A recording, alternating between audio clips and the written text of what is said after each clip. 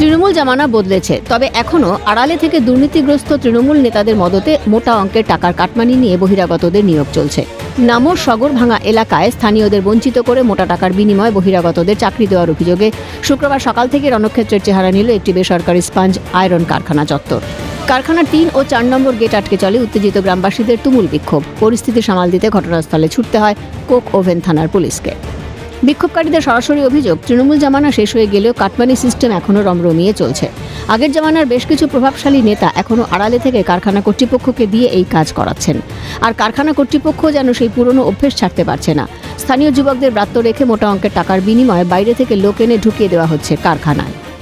বহিরাগত কন্ট্রাক্টরদেরকে নিয়ে টাকা পয়সা দিয়ে তাদের কাছ থেকে কমিশন নিয়ে বাইরের লোক ঢোকাচ্ছে, বাইরের ছেলে রিক্রুটমেন্ট করছে, লোকাল ছেলেদেরকে রিক্রুটমেন্ট করছে না, তাদের গেট পাস করছে না, গেট পাস যদিও জমা দিচ্ছে তাদের গেট পাস বাতিল করে দিচ্ছে। এইভাবে ম্যানেজমেন্ট কাজ করছে। এইভাবে আমরা গেট ছাড়বো, এইভাবে আন্দোলন আমরা কিন্তু চালিয়ে যাবো। যারা তৃণমূলের নেতা ছিলেন না, ম্যানেজমেন্টের সঙ্গে সেটা হয়ে পড়ে না, ওয়ার্কারদের শোষণ এবং অত্যাচার করছিল। অত্যাচার বলতে কিরকম, আমাদের লোকাল ছেলেদের রিক্রুটমেন্ট হবে না, 1 নম্বর। 2 নম্বর হচ্ছে লোকাল ছেলেরা যদি টিফিন করতে যাচ্ছে, মানে ডিউটি আওয়ার্সে, তাদেরকে কার লক করে দেওয়া হচ্ছে, হুটহাট করে বুস করে দেওয়া হচ্ছে, তাদের হাইরি খেয়ে দেওয়া হচ্ছে। হাইরি আবার এমন কাছে ম্যানেজমেন্টের এমন লোক জড়িত আছে যে উপর মালিকের কাছে হাইরি আছে না, একটা চেন সিস্টেমে তারা কি করছে, হাইরিগুলো খেয়ে নিচ্ছে। আন্দোলনকারীদের ক্ষোভের কারণ শুধু বহিরাগত নিয়োগই নয়, তাদের অভিযোগ স্থানীয় কর্মীদের কোনো কারণ ছাড়াই যখন তখন কাজ থেকে বসিয়ে দেওয়া হচ্ছে। হ্যাঁ, টাকার তো খেলা আছে। আমাদেরকে তো কথা দিয়েছিল যে তোমাদের যজন তোমরা টাকা পয়সা নাও নাই, রিজাইন দাও নাই, ফুল অ্যান্ড ফাইল নাও নাই, তোমাদেরকে ঢোকানো হবে। কে দিয়েছিল কথা? সেটা কোর কমিটি সভাপতি দিয়েছিল। কি নাম? রাজেশ কোনার। কোন পার্টি করে? তৃণমূলের আইটিসি কোর কমিটি। মানে বিগত সরকারের সঙ্গে যে ওরা যুক্ত হয়েছে না, সেই জিনিসটা এখন সেইভাবেই চালিয়ে যাচ্ছে। ওরা চায় না যে লোকাল ছেলেদের আমাদের কোনো কাজ হোক, কারণ লোকাল ছেলেদের কাজ হলে ওরা তো কিছু পাবে না। ওরা বাইরে থেকে সেই ছেলেগুলোকে নিয়ে আসছে আর মানে টাকা নিচ্ছে। আমরা ম্যানেজমেন্টের সঙ্গে বারবার এগুলো কথা বলছি, উনি আমাদের কোনো কথা কোনো গ্রাহ্যই করছে না। কারণ উনি গেট ছাড়বেন না আপনারা? না, আমরা গেট ছাড়বো না। আমরা চাই, আমার যে দাবি যে লোকাল ছেলেদের আমাদের কাজ চাই। আবাস যোজনার কাটমানির টাকা ফেরতের দাবিতে প্রাক্তন তৃণমূল পঞ্চায়েত প্রধান সুশান্ত মল্লিক ও বর্তমান পঞ্চায়েত সদস্য স্বপন রায় এবং বুথ সভাপতি দিলীপ রায়ের বাড়ির সামনে তীব্র বিক্ষোভ দেখালেন ক্ষুব্ধ এলাকাবাসী তথা উপভোক্তারা। নদিয়ার করিমপুর 2 নম্বর ব্লকের দিগলকান্দি গ্রাম পঞ্চায়েতের আউদিয়া গ্রামের এই ঘটনাকে কেন্দ্র করে এলাকায় ব্যাপক চাঞ্চল্য ছড়িয়েছে।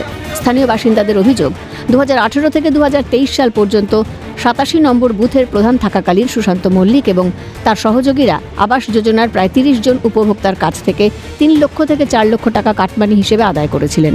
এতদিন তৎকালীন শাসক দলের ছত্রছায়ায় থাকার কারণে এবং তাদের ভয়ে কোনো সাধারণ মানুষ মুখ খোলা সাহস পাননি। সম্প্রতি রাজনৈতিক ও সামাজিক সমীকরণ বদলাতেই উপভোক্তারা একত্রিত হয়ে টাকা ফেরতের দাবিতে অভিযুক্ত নেতাদের বাড়ি ঘেরাও করে বিক্ষোভ দেখাতে শুরু করেন। আজ মানে 16 বছর হয়ে গেল, জমি মানে সবকিছু প্রমাণপত্র জমা নিয়েছে ঘর দিব বলে।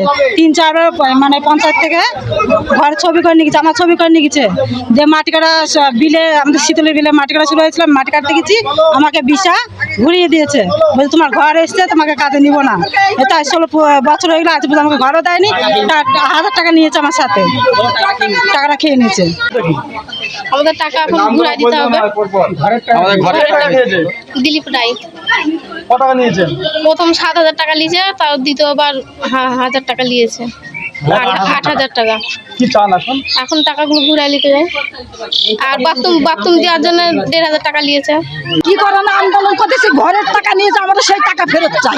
কত টাকা নিয়েছে? 20,000 টাকা নিয়েছে। কে নিয়েছে? ওই স্বপন রায় আর জিতেন রায়। পরিস্থিতি উত্তপ্ত হয়ে উঠলে এবং গ্রামবাসীদের ক্ষোভের মুখে পড়ার আশঙ্কায় অভিযুক্ত প্রাক্তন প্রধান বর্তমান পঞ্চায়েত সদস্য ও বুথ সভাপতি বাড়ি থেকে চম্পট দেন।